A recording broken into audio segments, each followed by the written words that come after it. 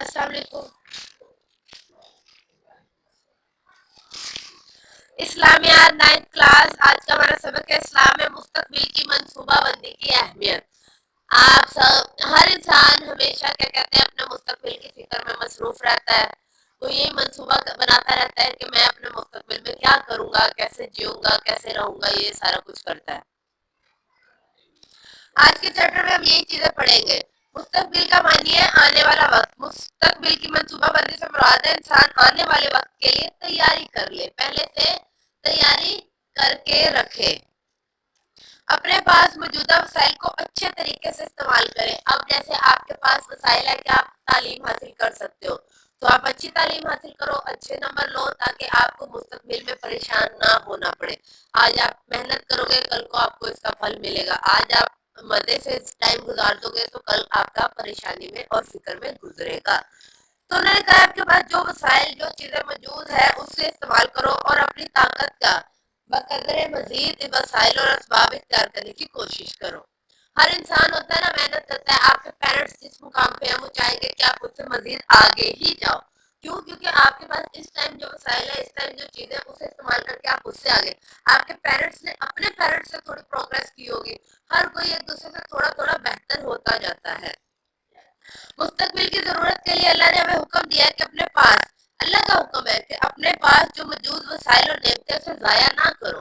کہا جاتا ہے اگر آپ کو اللہ نے کسی چیز سے نوازا ہے تو نہ کنجوسی کرو, نہ ہی کھلے دل سے بانٹو, بلکہ کیا کرو, اسے میانہ روی سے استعمال کرو, اتنا جس سے آپ کی ضرورت اچھے سے پوری ہو. اور اگر اللہ نے آپ کو نوازا ہے تو اچھا پہنو, اچھا کھاؤ, خود پہ لگاؤ. اللہ نے حکم دیا اس چیز کا, تو جوڑ جوڑ کے نہیں رکھو.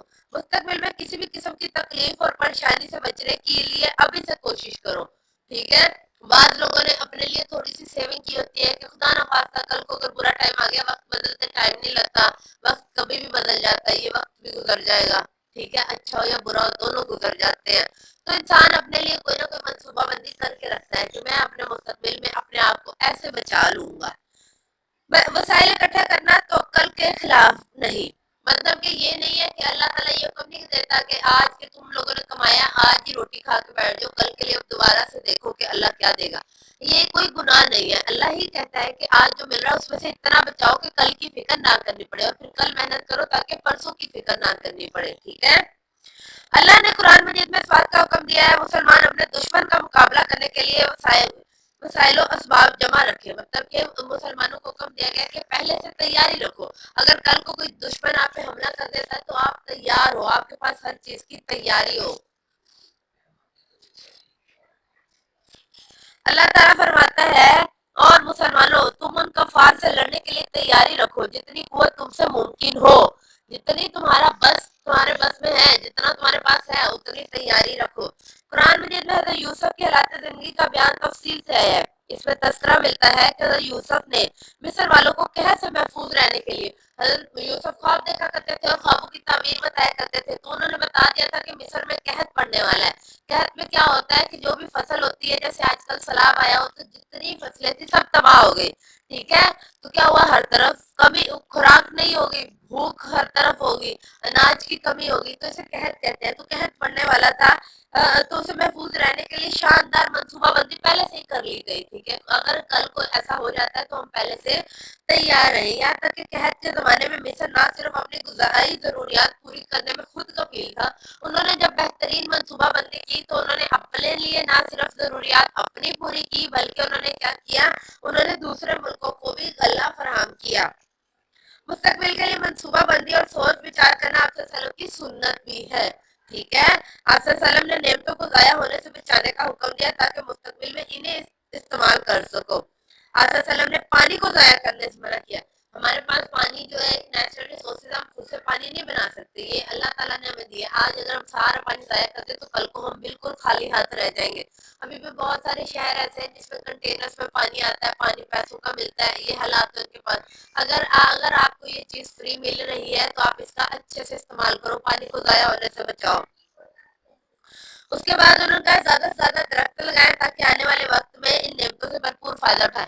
آج اگر ہمارے ایک ملک میں 25% درخت ہونے چاہیے, اتنا رقبہ ہونا چاہیے کہ آپ کا ملک جو ہے اگر 100 میں سے 25% آپ جنگلات کو دے دو، لیکن ہمارے ملک میں 5 سے بھی کم، 4 سے 3% ہے، کیوں؟ اور پھر ہمیں بہت ساری مشکلات کا سامنا کرنا پڑتا ہے۔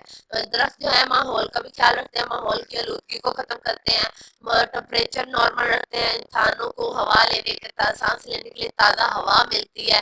اس کے علاوہ یہ اور بھی بہت سارے کام آتے ہیں، جیسے اگر سیلاب وغیرہ ہے تو اس میں ان میں اتنی ان کی روٹس میں پاور ہوتی ہے، اتنی طاقت ہوتی ہے کہ یہ اس پانی کو ایبزارب کر سکتے ہیں، ٹھیک ہے؟ تو یہ سارا کچھ بتایا گیا ہے۔ آپ صلی اللہ علیہ وسلم نے اسلامی دعوت کی مضبوطی اور اسلام کے فلاح و بہبود کے لیے ہمیشہ تدبیر فرمائی، پہلے سے منصوبہ بندی کر کے رکھی۔ غزوہ خندق میں، غزوہ خندق آپ کو یاد ہے کیسے خندق کھود دی گئی تھی؟ کیونکہ اس میں مسلمانوں کی تعداد کم تھی، تو انہوں نے خندق کھود دی اپنے ارد گرد، تاکہ جب بھی وہ ہم تک پہنچ ہی نہ سکے۔ کافروں غزوہ خندق میں آپ صلی اللہ علیہ وسلم کو کافروں کے لیے مدینہ منورہ پر حملہ کے ارادے کا علم ہوا، حملے کا علم ہوا تو آپ صلی اللہ علیہ وسلم نے اہل مدینہ کی حفاظت کے لیے منصوبہ بندی فرمائی۔ آپ صلی اللہ علیہ وسلم نے اس موقع پر حضرت سلمان فارسی کے مشورے پر، حضرت سلیمان جب کوئی بھی مصیبت ہو تو کچھ لوگ اکٹھے ہوتے ہیں اور مشورہ مانگا جاتا ہے کہ آپ بتائیں اس صورتحال میں کیا کرنا چاہیے، تو حضرت سلیمان فارسی نے مشورہ دیا خندق کھود دی جائے، اس طرح اہل مدینہ منورہ مشرکین کے حملے سے محفوظ رہیں گے۔ خندق مطلب بہت گہرائی میں کھود دینا، یہاں تک کہ وہ دوسرے آپ کے شہر میں، آپ کے علاقے میں نہ سکے۔ آپ صلی اللہ علیہ وسلم کی مستقبل کی منصوبہ بندی کی ایک روشن مثال صلح حدیبیہ بھی ہے۔ صلح حدیبیہ کے موقع پر آپ صلی اللہ علیہ وسلم نے مشرکین مکہ کے ساتھ صلح کا ایک معاہدہ فرمایا، جس میں شرط کا جھکاؤ بظاہرین مشرکین کی طرف تھا۔ ایسا لگ رہا تھا کہ مطلب لیکن اس موقع پر آپ صلی اللہ علیہ وسلم نے آنے والے وقت کی منصوبہ بندی فرما رہے تھے۔ آپ صلی اللہ علیہ وسلم نے آنے والے وقت کی منصوبہ بندی کر رکھی تھی۔ اللہ نے آپ صلی اللہ علیہ وسلم کی تدبیر میں ایسی برکت عطا فرمائی کہ صلح کا یہ معاہدہ فتح مکہ کے پیش خیمہ ثابت ہوا۔ کچھ ہی عرصے بعد مشرکین مکہ کی قوت پارا پارا ہو گئی، مطلب کہ ان کی طاقت ختم ہو گئی اور مسلمانوں کو ہی فتح حاصل ہوئی تھی۔ انہوں نے پہلے سے تدبیر کر کے رکھ لی تھی، پہلے سے منصوبہ بنا لیا تھا۔ ہر مسلمان کو چاہیے اللہ کے حکم اور آپ صلی اللہ علیہ وسلم کی سنت کی اتباع میں آنے والے وقت کے لیے خود کو تیار کرے، ٹھیک ہے؟ ہاتھ پر ہاتھ دھرے بیٹھے نہ رہے کہ اللہ ہے، اللہ مدد کرے گا۔ اللہ بھی کب مدد کرتا ہے؟ جب آپ کچھ کریں گے، آپ مل کے کچھ کریں گے۔ اللہ آپ کے لیے آسانیاں کرتا ہے، آپ کے لیے وسائل پیدا کرتا ہے، پر اللہ نے بھی حکم دیا ہے کہ محنت کرو۔ ہاتھ پہ ہاتھ دھرے نہ بیٹھے رہے، وسائل ضائع کرنے والوں کو اللہ پسند نہیں کرتا۔ اللہ فرماتا ہے بے شک وہ بیجا خرچ کرنے والوں کو پسند نہیں فرماتا۔ جو بہت زیادہ خرچ کرتے ہیں اسے بھی پسند نہیں فرماتا، اور جو بخیل بن جاتے ہیں ہر چیز میں کنجوسی کرتے ہیں اسے بھی نہیں۔ اللہ ان لوگوں کو پسند کرتا ہے جو اپنی قوت اور عقل کو کام میں لاتے ہیں۔ آپ لوگوں کو لگتا ہے کہ ہم دماغ کا استعمال کریں گے تو وہ خرچ ہو جائے گا، ایسا نہیں ہے، اس کا جتنا استعمال کرے وہ اتنا بڑھتا ہے۔ تو اللہ کو اچھا لگتا ہے اگر آپ اپنی طاقت اور دماغ دونوں کا استعمال کریں۔ اپنے اور دوسروں کے فائدے کے بارے میں سوچیں، نہ صرف اپنا، دوسروں کا بھی فائدہ سوچیں۔ اگر آپ کی وجہ سے کسی کی ذات کو فائدہ مل رہا ہے تو اس سے بڑی اور کیا بات ہو سکتی ہے؟ اللہ اگر آپ کو کسی کے لیے وسیلہ بنا دے، ٹھیک ہے؟ اگر آپ کے پاس کوئی علم ہے، کوئی بھی چیز ہے، اسے دوسروں میں بانٹے۔ علم بانٹنے سے ہمیشہ بڑھتا ہے، کبھی بھی کم نہیں ہوا۔ مستقبل کی کسی بھی کام کی منصوبہ بندی کرتے ہوئے ہمیں شریعت کے متعین کردہ حد کو، اسلام کی جو حدود ہیں انہیں بھی یاد رکھنا چاہیے۔ انہیں کوئی ایسی منصوبہ بندی یا تدبیر نہیں کرنی چاہیے جو اللہ کے حکم کے خلاف ہو۔ اپنے اداروں اور منصوبوں میں سود، لین دین، رشوت، جھوٹ، دھوکہ بازی، حق تلفی، مادیت پرستی کو شامل نہیں کرنا چاہیے۔ ان چیزوں کو شامل نہ کریں۔ مستقبل کی منصوبہ بندی اور تدبیر کرتے ہوئے توکل کو بھی پیش نظر رکھنا چاہیے۔ جب بھی آپ منصوبہ کرو، آپ کو یا اللہ میں نے یہ ارادہ کیا ہے، میں یہ کروں گا، میں نے ایسا کیا، اب تیرے پہ میں چھوڑتا ہوں۔ آپ محنت کرو، آپ ارادہ کرو، اور اس کا جو پھل ہے وہ اللہ پہ چھوڑ دو۔ اللہ پہ یقین کرو کہ اب وہ بہتر کرے گا۔ جب آپ کسی کے ساتھ غلط نہیں کر رہے، آپ کسی کا حق نہیں کھا رہے اور آپ پوری محنت کر رہے ہو، تو کوئی آپ سے کوئی چیز چھین نہیں سکتا۔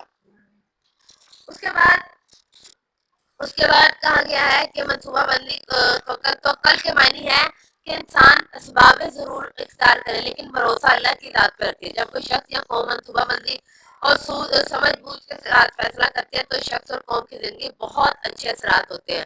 بہت سے وسائل ضائع ہونے سے بچ جاتے ہیں، دوسروں کے آگے ہاتھ نہیں پھیلانے پڑتے۔ دیکھو نا، اگر آپ نے پہلے سے اپنے لیے سیو کر کے رکھا ہے، آپ کو کسی کے آگے ہاتھ نہیں پھیلانا پڑے گا۔ خوشحالی اور آسودگی ہوگی، وسائل میں اضافہ ہوتا ہے، پورا معاشرہ ترقی کرتا ہے، بہترین منصوبہ کرنے والے بہترین نتائج حاصل کرتے ہیں، معاشرہ انتشار اور انفرادی سے بچ جاتا ہے۔ انتشار علیحدہ علیحدہ ہونا، فساد برپا ہونا، مستقبل پر نگاہ رکھنے والے لوگ اپنی انفرادی ایک اجتماعی بہت سارے تعلقات میں میانہ روی کو پیش نظر رکھے، جس کی وجہ سے انہیں شرمندگی اور نقصان کا سامنا نہیں کرنا پڑے گا۔ ہر جگہ زندگی میں میانہ روی رکھو، نہ بہت زیادہ نہ ہی بہت کم، نہ کنجوس بنو اور نہ کیا کہتے ہیں وہ کھلے ہاتھ سے خرچ کرو۔ آج کا زمانہ حکمت و تدبیر کا زمانہ ہے۔ آج کے زمانے میں ہر کسی نے اپنے لیے پہلے سے پلانس کیے ہوتے ہیں، انسان پلان بنا سکتا ہے، باقی اللہ تعالیٰ کی مرضی ہے وہ جیسے دے۔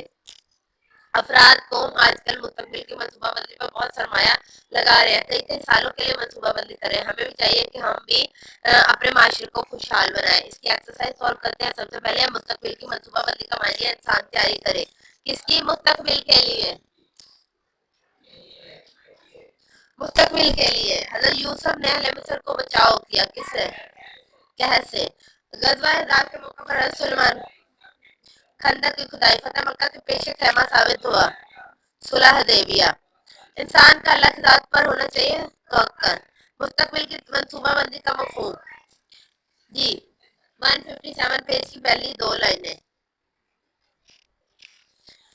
قرآن و سنت کی روشنی میں اس کی اہمیت، تو اس میں یہ حدیث اللہ تعالیٰ کا فرمان لکھے، اللہ نے قرآن میں حکم دیا ہے مسلمان اپنے دشمن کے مقابلے کے لیے وسائل اسباب جمع کر رکھے۔ اللہ کا حکم ہے تم تیاری کر رکھو، یہ والا آئے گا، اس میں یہ حدیث آئے گی۔ یہ بیٹے جو اللہ کا حکم ہے، یہ اللہ نے قرآن میں اس بات کا حکم دیا ہے۔ دوسرا پیراگراف یہاں سے کر کے پھر اگلے پیج پہ آؤ، وہاں پہ جو آپ سے سلف کا حکم ہے، یہ ہر مسلمان کو چاہیے اللہ کے حکم اور آپ سے سلم کی سنت پر وقت آنے کے لیے تیار